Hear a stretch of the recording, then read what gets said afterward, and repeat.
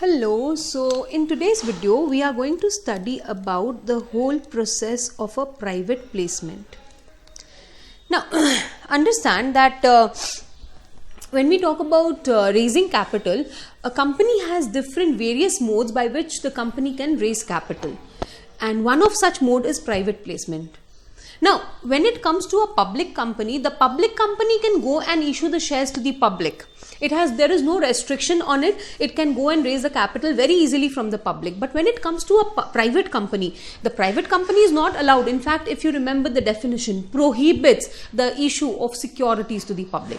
So in case of when we talk about private company cannot offer the shares to the public.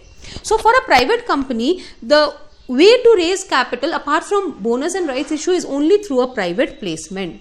Where public company can even go to the public and raise the capital, this is not available for a private company.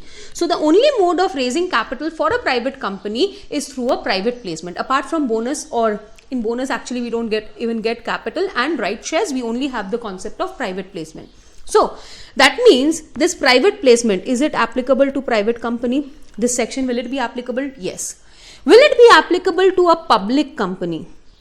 Yes. Please understand, law says that a public company can raise capital from the public, but it does not say that they have to raise. Only option to raise is from public. They can even raise it from the private sources. So in case of a public company, whether it is listed or it is unlisted, in any case, it can raise capital through private placement.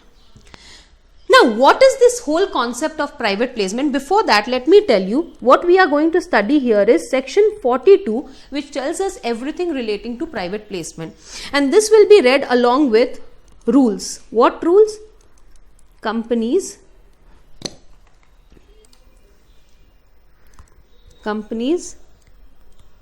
prospectus and allotment of securities rules 2014. So these two lay down everything about a private placement. Now please understand, we are talking about private placement not only of shares but also of debentures. So it is a private placement of securities. We are going to read that procedure. Now, as I told you that when it comes to a private company, it cannot go to the public, so it has to raise only through private placement, whereas for public, they can raise it through private placement or through public issue.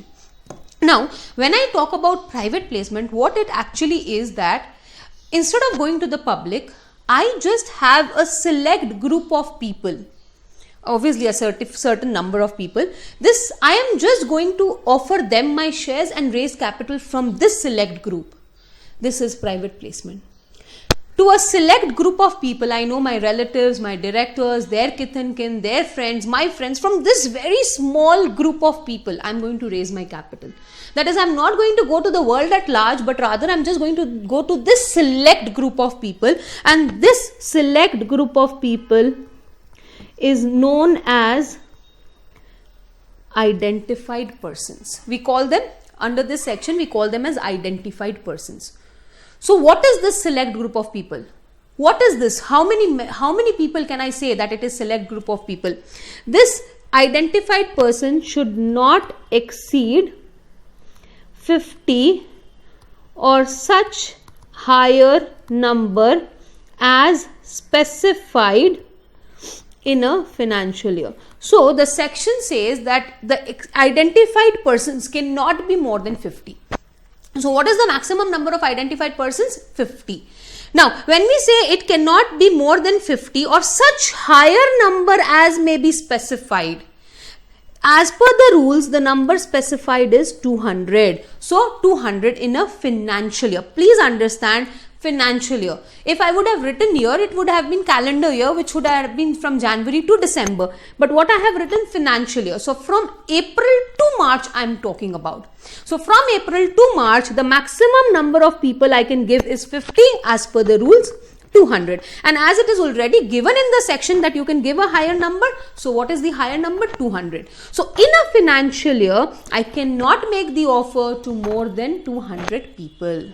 Now, while calculating this 200, I shall exclude. That is, if I make an offer to these people, it will not be counted in this 200. I should exclude qualified institutional buyers. So if I am giving my shares to qualified institutional buyers, they will not be counted in the 200. Who is a qualified institutional buyer? A bank, a financial institution, insurance, mutual funds. They are qualified institutional buyers. So if you allot the shares to them, they will not be counted. Second, if I have allotted the shares to my employees under an employee stock option scheme, so these will be not counted in the 200. The reason being, if you count these, I will not give them any shares. I will give it to my private placement sources only. So while counting this 200, I am going to exclude a qualified institutional buyers and employees who have got some employee stock option scheme was given to the employee and he got the shares. So while counting, we will not count these employees. So I repeat again, private placement is given to a select group of people, and this select group of people cannot be more than 50 in a financial year. As per the rules, it's 200. And while counting this 200, we shall not count a qualified institutional buyers or any employees who have got the shares under any employee stock option scheme. Now, the company has to give them an offer or not? Yes. The company shall give them an application and offer. An offer and an application for private placement. That see, I am bringing my offer. If you want to purchase my shares, you can purchase my shares. So I repeat again, obviously, how will these people know we are bringing an offer of shares? So we will inform them that see, I am giving you an offer and an application in PAS4. I have told you how you remember the names of the forms, right? It comes from the name of the chapter. So in PAS4, we give an application and offer to them an application that if you want to take up the shares, you can take up my shares. Now, these people obviously have to reply back to the company. Yes, so the identified persons will reply to the company. If you remember, I told you that when we say reply to the company, they cannot just say that, okay, I am ready to take the shares. They also have to pay the money. So, you cannot just say, okay, I am ready to take the shares. If you are ready to take the shares, please pay the money also. So, they can apply for the shares along with the money. They can apply for the shares along with the money. And this money will be given in what form? It can be given either by a check or a DD or any banking mode. So it's very clearly written, you give me this only in a banking mode. Check is a banking mode, DD. That means not in cash. The person who is applying to take up these shares, they will apply to the company along with the money, which shall be given to the company either by a check or a demand draft or any banking mode, but not in cash. Now tell me, even if you remember when you were doing in Companies Act, you have done this, accounting treatment. So when you get the share application money, we just write bank account debit to share application. Do we make it our capital? No. It is not your capital unless you allot. So that is why we have a second entry. After we have allotted the share, we make a reverse entry, share application account debit to capital. Share application cancel, bank to capital, right? I repeat again, if you remember accounting treatment, even when you were doing Companies Act, we never wrote, if we got the application money, we never wrote it directly capital. It was not bank account debit to capital. It was bank account debit to share application money. And only once the shares were allotted, then we reversed the entry, share application money to capital, and then it became our capital. So this money is not belonging to the company. This money does not belong to the company. Please understand, this money does not belong to the company unless the shares are allotted. So, first, the company cannot utilize the money unless the securities are allotted and a return is filed. Return means return with the ROC. So, this is not my money. Unless I allot the shares, this money does not belong to me. So, the company cannot utilize this money unless the securities are allotted and a return is filed. Now, Where will this money be kept? Does it belong to the company? No. Company got the first set of application, it bought stationery. Company got the second set of application money. What it did, it goes and orders samosas and jalebis for the AGM. Can you do that? No, this money is not yours. This money does not belong to the company. So this money shall be kept in a separate bank account with a scheduled bank. Please, I repeat again, as I was repeating some 3-4 times, this money does not belong to you. It belongs to the members, the subscribers, unless you allot the shares to them. So, this money shall be kept in a separate bank account with a scheduled bank. And please, I did not say company's account. No. For this, we'll open a separate bank account for this, and only in that money will be given. So, separate bank account with a scheduled bank and shall be utilized only for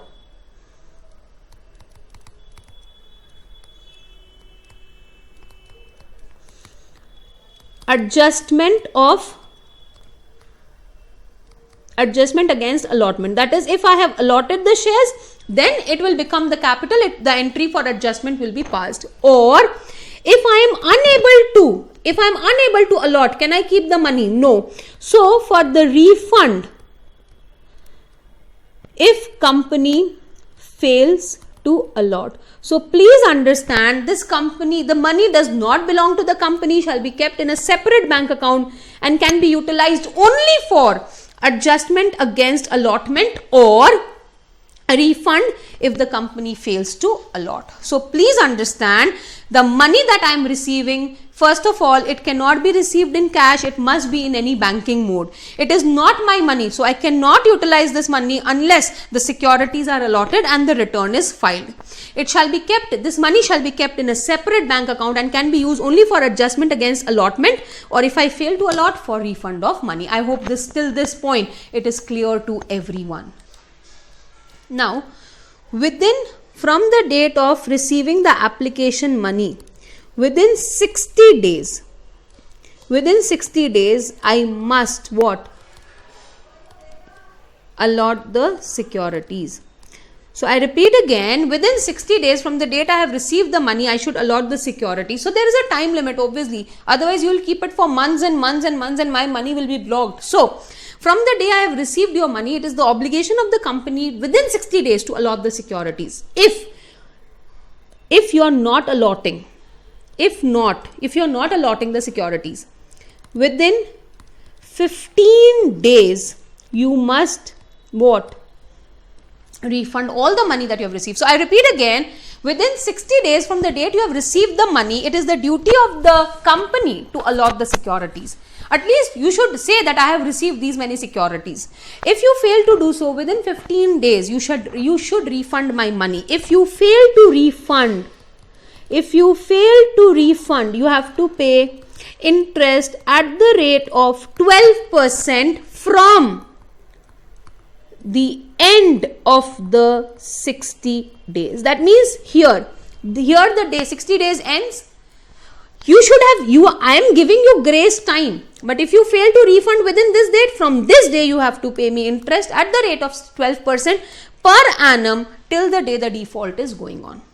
So, I repeat again, within receiving the money, from the date receiving the money, within 60 days I have to allot the securities. If not, within 15 days I should refund the money.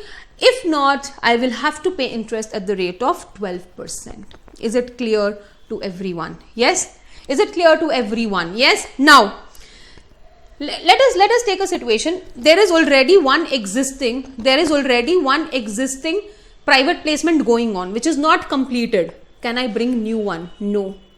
I repeat again, there is one private placement which is already going on, and before that is completed, I am bringing a new private placement offer. Can I do that? No. So, unless the earlier issue is either abandoned or cancelled or withdrawn, right? It is either completed or abandoned or cancelled or withdrawn, whatever. You have to wait till that, otherwise you cannot bring a private placement. That means what? Two private placement offers cannot go overlapping. Only once one is completed, then you go for the next one. So, No offer of private placement can be made unless the previous one is not completed or abandoned or withdrawn. I hope it is clear. Yes. Can I use print media? I use radio and I say the DJ is, the RJ is saying, sorry, that company is bringing an offer of private placement. Can you do that? No. Then that means you are, you are inviting public. And if you are inviting public, that means all the rules of public issue will apply. Please understand, it's a private placement. I don't need to use any print media because I will only give it to that select identified people. So if the company is using any print media, that means it is a public issue, and there all the rules of section 39 and 40 for public issue and all the rules of prospectus will apply. So the company cannot use any print media, and if the company uses any print media, it shall be deemed that it is a what? Public issue. I hope it is clear to everyone. Yes. Now, let's go to the next point. I have to file a return of allotment or not? Yes, I told you earlier a little while ago. Remember? Within 15 days.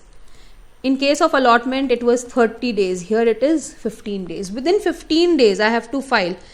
15 days from when? From the day I have completed the allotment. Return of allotment has to be filed within 15 days. 15 days from when? From the day I have completed my allotment. I have to file it with the registrar. And what will this return on allotment specify? The number of securities issued, the name, address and occupation of the person to whom it is issued, the total capital raised by this issue, all these details have to be given. So, everything we do, a registrar is the god. Everything we do, we have to inform the registrar. So, we have to inform the registrar to whom we issued, how much we issued, all those details have to be given. Is it clear to everyone? Yes. So, a return on allotment has to be filed with the registrar within 15 days from the date of completion of allotment. I hope it's clear. Yes. Now, there are certain provisions which are given under the rules that we are going to read now. So, I hope the section was clear to everyone. Now, we have certain provisions which is given in the rules that we are going to read now. Now, do I need to ask my shareholders, existing shareholders or not, that can I bring a private placement? Yes, because their rights will be diluted. So, for this, we need to pass a special resolution at the general meeting.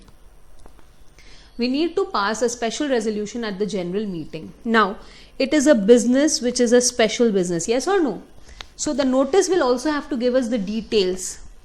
So, it will tell us, what will it tell us? The full disclosures required, that whether it was recommended or approved by the board of directors or not. I mean, we have to give a statement that it was approved by the board of directors. The details like the number of securities we are offering. Why are we offering this? What is the project for which we are offering it?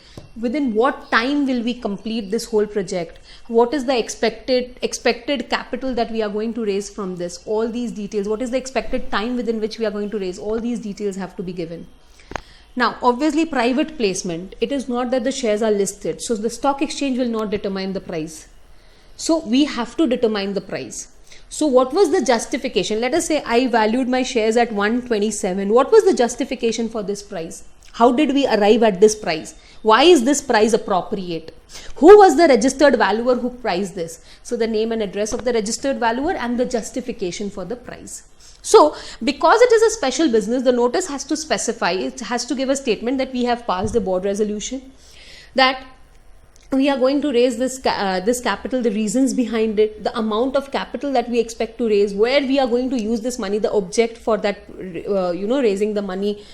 Again, the total capital expected to be raised, how much director or promoter is contributing. That means in this private placement, how much is the director or promoter contributing? That also has to be given. What is the price that we have fixed and what is the justification for this price? Why have we fixed the price at 127? Who fixed the price? Who was the registered valuer? What is his name and address? All these details have to be given. All these details have to be given. I hope it is clear to everyone. Yes. So, a special resolution has to be passed and a notice of the same has to be given. Now, listen carefully. Listen carefully. If the issue is of non-convertible debentures, right? if the issue is of non-convertible debentures. Convertible means on a future date it will be converted into equity. Non-convertible means we are only going to repay the money on it, we are not going to convert it into equity. And the total amount raised, that is the total loan, the total amount raised by the company. So I repeat again, the total amount borrowed by the company, the total loan taken. Now this is already existing, and if we are proposing, that is if from this issue we propose to take. So when we say loan or the money borrowed, what we are calculating is what is already borrowed, existing, that is present means existing, and what we propose to borrow together, this amount, if it is less than or equal to the paid up capital and free reserves and securities premium. Please understand, if the company is bringing an issue of non-convertible debentures, then if the total amount borrowed, that is already borrowed and what we are proposing to borrow now, if it is less than paid up capital, free reserves and securities premium, no special resolution. This whole concept is given under section 180. This whole provision is given under section 180. So we don't need to pass any special resolution. The board resolution is sufficient for this. But if it exceeds this, then special resolution has to be passed. Then what we have to do? Then we have to pass a special resolution. So if it exceeds, we have to pass a special resolution. Now listen carefully. When we have to pass this special resolution, if we have passed once, this shall be valid for a period of 1 year. That means once we have passed this resolution, for the next 1 year, we don't have to pass the resolution for every further issue. This one resolution is sufficient for the whole of issue of the coming year. So I repeat again, if the company is bringing an issue of non-convertible debentures, then the money borrowed, already borrowed and what they propose to borrow, if it is less than the aggregate of paid up share capital, free reserves and securities premium, the company need not pass a special resolution. But if it exceeds, it has to. When it has to pass a special resolution, if the company has once passed the special resolution, for the next 1 year, it need not pass a special resolution for every issue. That means the special resolution is valid for every issue bought within that 1 year. One very small example, let us say the company bought an issue of equity shareholders to 192 through a private placement to 192 people, okay. The company bought a private placement and made an offer to 192 people for equity shares. Then later in that same financial year, it offered preference shares to 150 people. We already saw that 200 is the limit. I repeat again, company bought an offer of 192, a private placement offer, and it was offered to 192 people. Then further, in that same financial year, company bought an offer for preference shares to 150 people. We already know 200 and it is more than 200. It is coming up to how, what? 300 and what? 342. So what will we do now? Is it correct? Is it correct? So please understand what the Act says is that this limit of 200 shall be reckoned separately for each class of shares. So when I say equity shares, if I bring a further issue of equity, then we will count. But since I am bringing an offer of preference shares, it is not the same class. So this and this will not be counted together. So I repeat again, please understand the limit shall be reckoned separately for each class of shares. That means what here, when I was bringing an offer for equity, if I again bring an offer for equity, then I will count this 192. But when I bring an offer for preference, this 192 shall not be counted. This will be counted separately. So for each class of shares, we will have a separate limit for 200. One last thing, let us say I have already offered my shares to 200 people in private placement. I want to raise more capital. And I want to issue more equity shares. Can I issue it to new people? No. And I repeat again, through private placement, I have already issued equity shares to 200 people. But I want to raise more capital and I want to issue equity only for that. Can I offer them? Can I offer it to new people? No. But more than one offer can be made in a financial year to the same identified persons. That means what? I cannot bring this offer to new set of people, but can I offer them again? Yes. So it is not that I can only bring one offer. To these same people I can bring more than one offers also, but it can never exceed more than 200 in a year. So if it has already crossed that limit of 200 and I want to raise more capital, I cannot offer them to new people, but I can offer to them to these existing shareholders. I hope everything is clear about this private placement, and happy learning and stay motivated. Thank you so much.